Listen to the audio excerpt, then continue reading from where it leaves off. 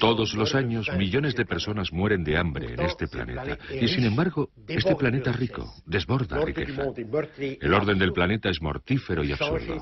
Hay que cambiar ese orden criminal del mundo. El humanismo o cualquier escrúpulo moral simplemente no son posibles en un mundo en el que reinan necesariamente, estructuralmente, la avidez, el deseo de poder y el cinismo más violento.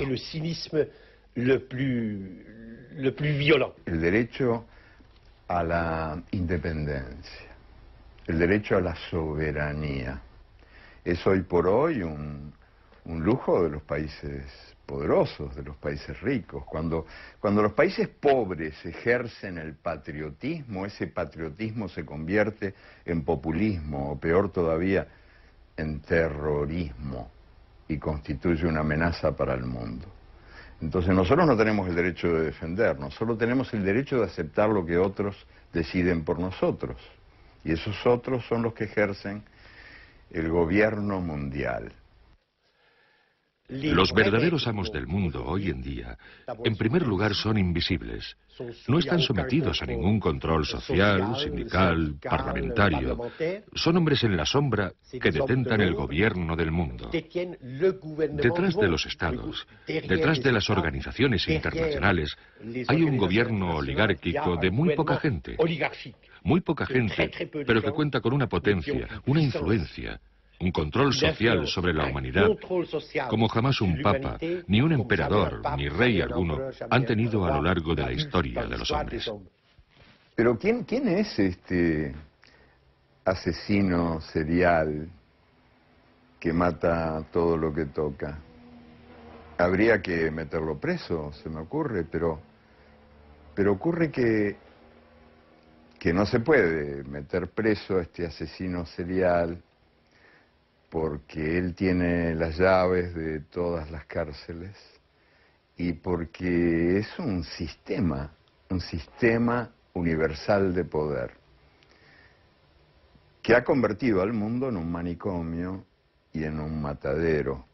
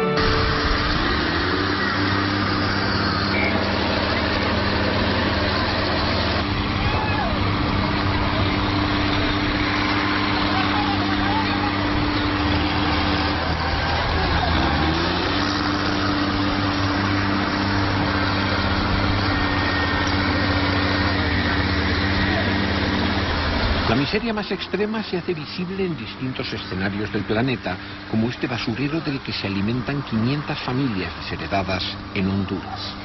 Son visiones obscenas y repetidas de un mundo que durante los últimos 20 años ha cambiado de forma vertiginosa. Al cabo de más de 4 décadas de Guerra Fría, el combate entre las utopías capitalista y comunista se saldó con el desmoronamiento del bloque socialista, y la confrontación político-militar entre el este y el oeste era reemplazada por una profunda división económica entre el norte y el sur. Desde la caída del muro de Berlín, las fronteras internacionales ya no separan a sistemas políticos o modelos sociales opuestos, sino a naciones enriquecidas y pueblos empobrecidos. El actual telón de acero está en las barreras que contienen a los inmigrantes como infranqueables puertas de un norte opulento gracias a la explotación del sur. Un nuevo orden mundial, tan rígido como el anterior, se ha establecido bajo el control de todopoderosos grupos multinacionales de capital. un sistema universal de poder con el credo del neoliberalismo como ideología que ha encontrado su principal enemigo en una devastadora violencia terrorista. Un modelo extremadamente injusto en el que desaparecen los viejos sueños políticos y cuyo análisis resulta urgente.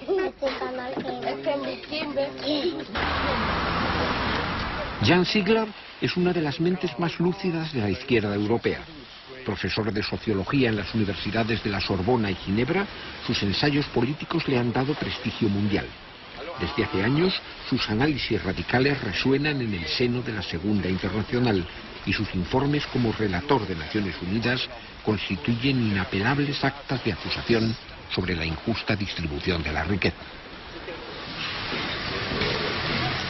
Eduardo Galeano es uno de los intelectuales más respetados de la izquierda latinoamericana. Un valiente ejercicio periodístico de clara oposición a la barbarie militar en el Cono Sur le forzó al exilio. Su insobornable compromiso ético, que se manifiesta en toda su obra por medio de una exquisita ironía poética, ha cimentado el reconocimiento internacional de su figura literaria.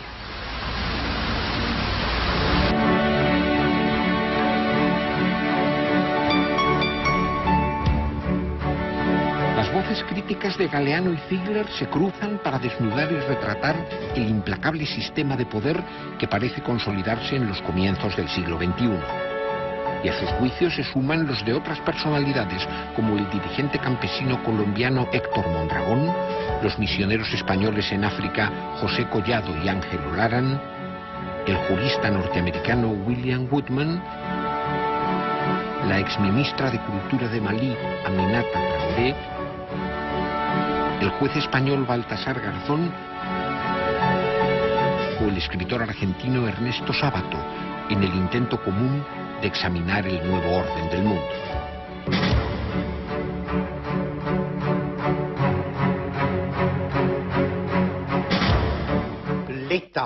El Estado tal y como lo conocemos, el Estado nacional que surgió de la Revolución Francesa del siglo XVIII, de la unificación de los distintos países europeos, es un Estado territorial. Es territorial. Sus leyes dejan de tener efecto más allá de las fronteras, así como su policía y su justicia. Su gran poder de legislar está limitado por el territorio. Sin embargo, los amos del mundo, los amos del capital financiero mundializado, son totalmente independientes de cualquier forma de territorio. Porque en el proceso de creación del mercado globalizado, de unificación del mundo bajo la ley del máximo beneficio, uno de los tipos del capital se ha independizado.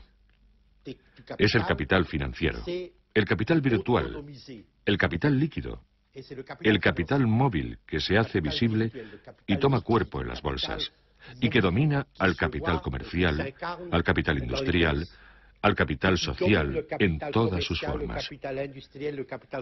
En la bolsa, cuando cierra Tokio, abren las de Frankfurt, Madrid, París y Londres. Y cuando las bolsas europeas cierran, toman el relevo las de Nueva York y de Chicago. Por lo tanto, el capital financiero recorre el planeta las 24 horas del día con una única finalidad: el beneficio máximo.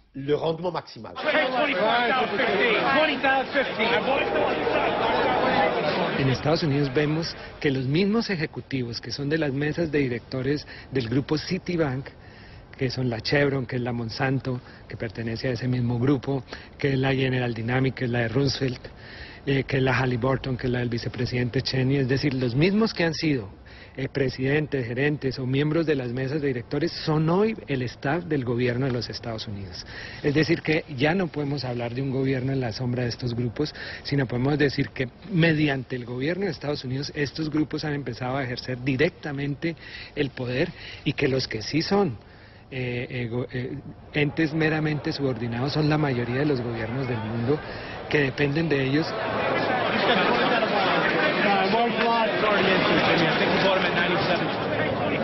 La globalización es una inmensa mentira. Los amos del gran capital, que dirigen el mecanismo de la globalización, dicen: vamos a crear una economía unificada por todo el mundo y así todos podrán disfrutar de las riquezas, de los progresos científicos, de los progresos del comercio, de los progresos de la libertad. Lo que sucede en realidad, si observamos la economía, es que existe una economía de archipiélagos que la globalización ha creado. Existen algunos islotes extremadamente ricos, extremadamente poderosos, y continentes enteros que desaparecen en la oscuridad. No hay duda de que entre las organizaciones interestatales visibles, que están en la vitrina de la globalización, 3 organizaciones son las más poderosas, que dominan, que regulan los acontecimientos económicos. Son el Banco Mundial, el Fondo Monetario Internacional y la Organización Mundial del Comercio. Son bomberos pirómanos y son fundamentalmente organizaciones mercenarias de la oligarquía del capital financiero invisible mundial.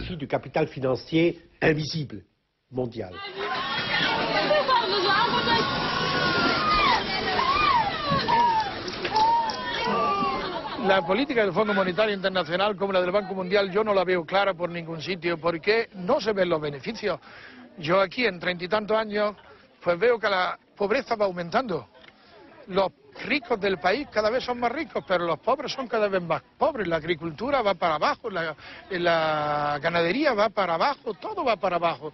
Si hubieran efectos saludables para toda esta gente, se verían. Yo no los veo por ningún sitio. Es la mundialización de la pobreza, ¿no?, de la riqueza. Yo no creo que se pueda luchar contra la pobreza ni crear, como se llama aquí, una estrategia de lucha contra la pobreza sin luchar contra la riqueza y sin luchar contra los ricos mismos. ¿Por qué? Los ricos son cada vez más ricos y los pobres son cada vez más pobres.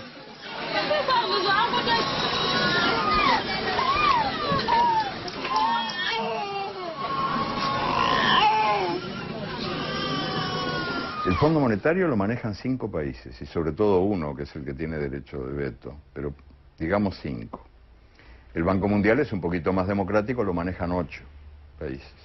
La Organización Mundial de Comercio, que es la que nos condena a cobrar cada vez menos y a pagar cada vez más, en sus estatutos establece el derecho de voto, pero nunca se votó, jamás.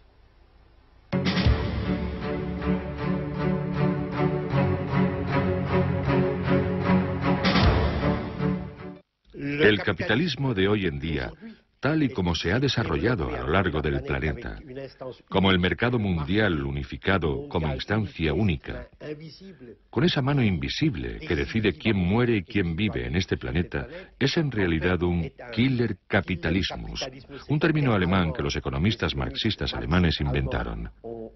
El capitalismo de la jungla que mata, que asesina.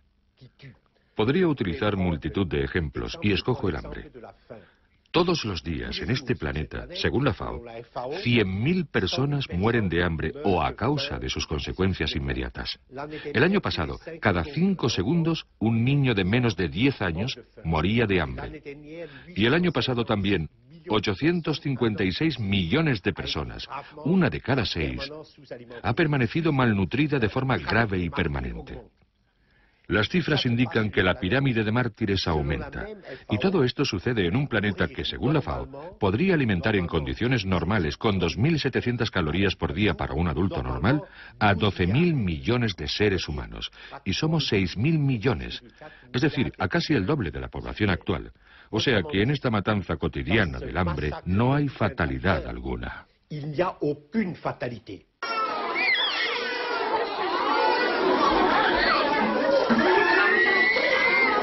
Esta gente no está sufriendo de la hambruna actual.